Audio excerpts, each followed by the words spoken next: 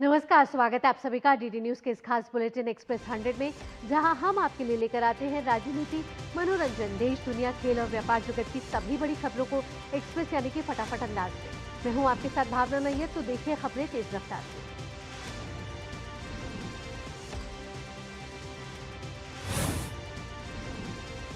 Vietnam के राष्ट्रपति तो लाम भारत की अपनी पहली राजकीय यात्रा पर हैं। प्रधानमंत्री नरेंद्र मोदी और राष्ट्रपति तो लाम के बीच द्विपक्षीय संबंधों के साथ साथ क्षेत्रीय और वैश्विक मुद्दों पर व्यापक बातचीत होगी।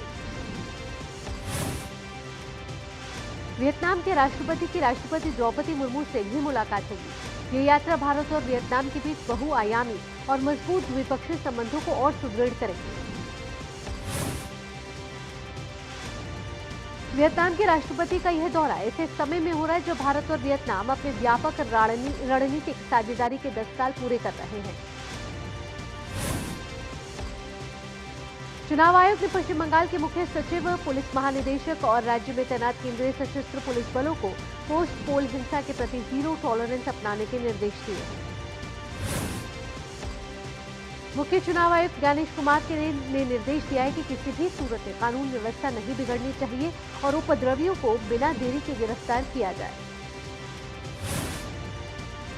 चुनाव आयोग ने पश्चिम बंगाल की मुख्यमंत्री और तृणमूल कांग्रेस प्रमुख ममता बनर्जी के अनुचित चुनाव संबंधी आरोपों को खारिज करते हुए उन्हें निराधार और असत्य बताया।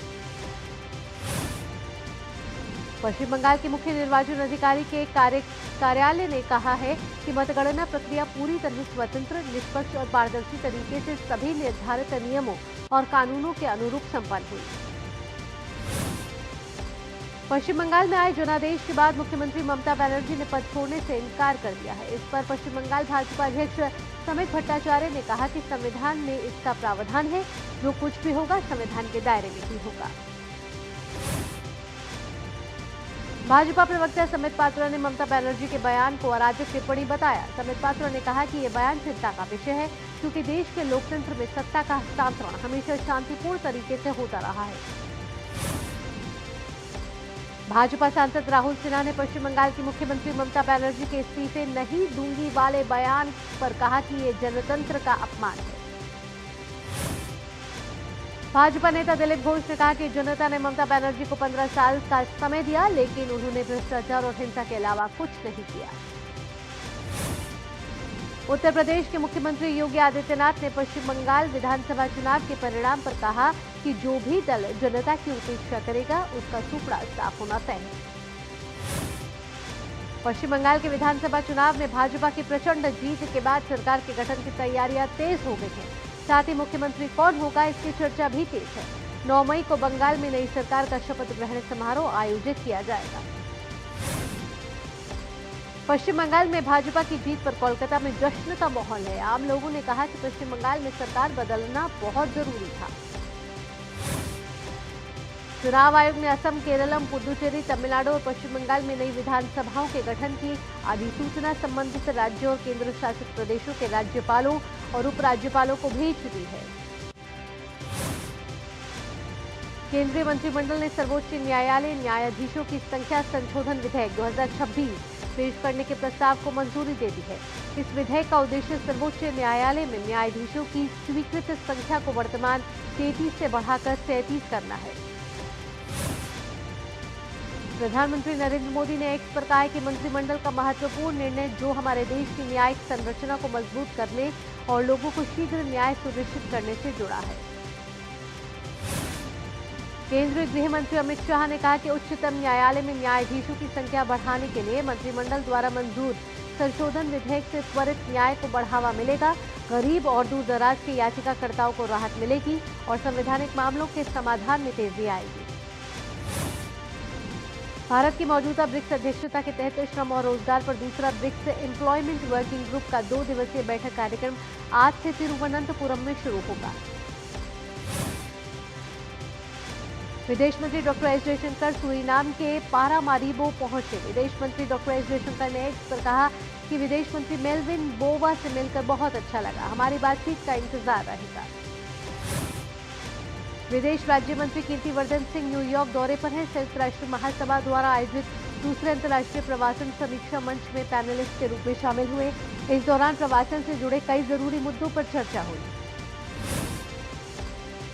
विदेश सचिव विक्रम मिस्री ने नई दिल्ली में जापान के आर्थिक सुरक्षा मामलों के मंत्री किमी ओनोडा से मुलाकात की। दोनों पक्षों ने भारत जापान विशेष रणनीतिक और विशेष साझेदारी के महत्व पर जोर दिया। दिल्ली की मुख्यमंत्री रेखा गुप्ता ने कैबिनेट बैठक के बाद घोषणा की कि दिल्ली सरकार ने वोकेशनल टीचर्स और समग्र शिक्षा अभियान के तहत कार्यरत शिक्षकों के वेतन में पर्याप्त वृद्धि को मंजूरी दे दी है। दिल्ली की मुख्यमंत्री ने बताया कि दिल्ली में लगभग 1131 वोकेशनल टीचर्स जो विभिन्न विषयों में कौशल आधारित प्रशिक्षण प्रदान करते हैं, अब 20,000 से 23,000 रुपए के बजाय 38,100 रुपए प्रति महीना प्राप्त करेंगे। दिल्ली के मुख्यमंत्री ने बताया कि समग्र शिक्षा अधिनियम के अंतर्गत 784 केंद्रों में कार्यरत शिक्षकों का वेतन 21,000 रुपए से बढ़ाकर 35,420 रुपए प्रति महीने कर दिया गया है।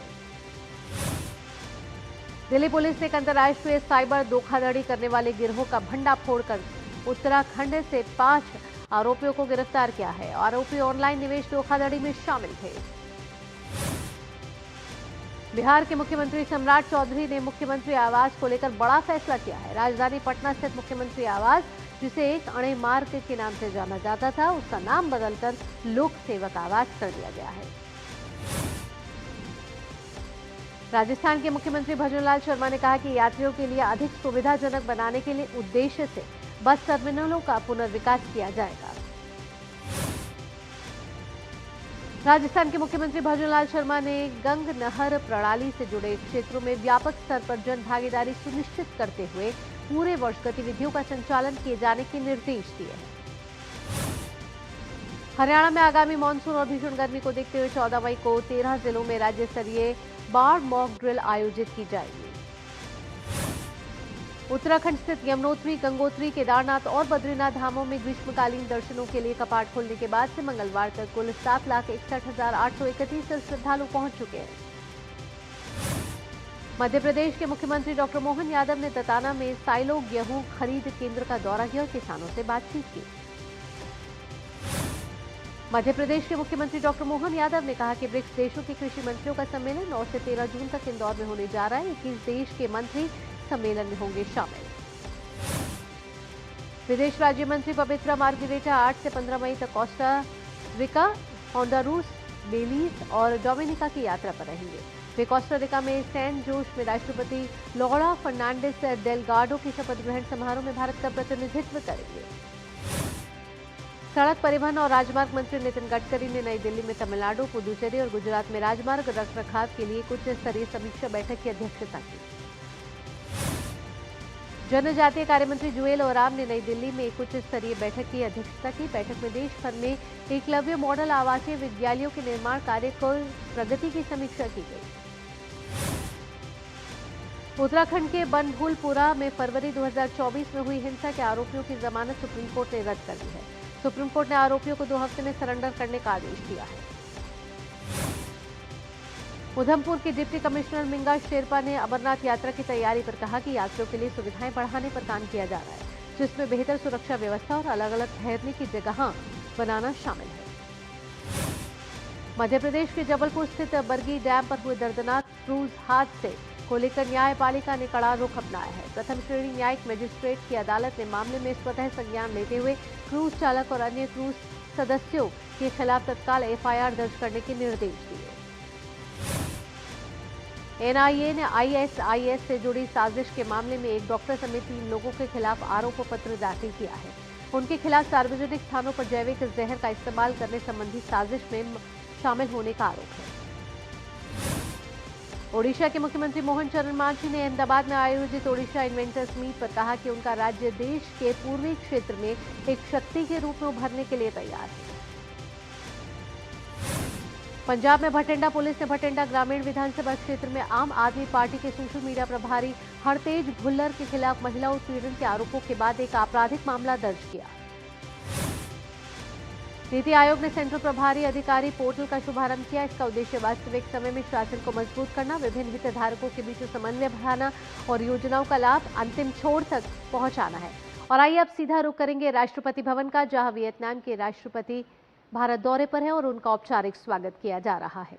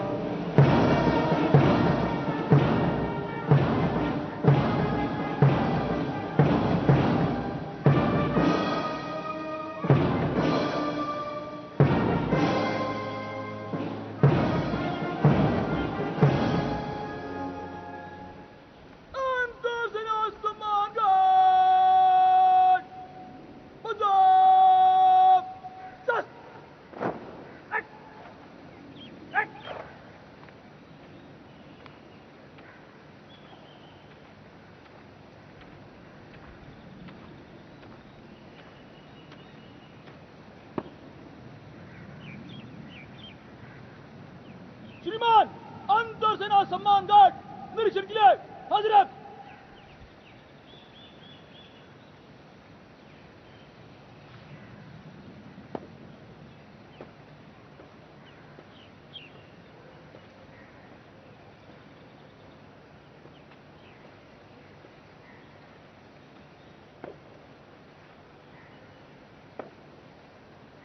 अंतर सेना सम्मान गार्ड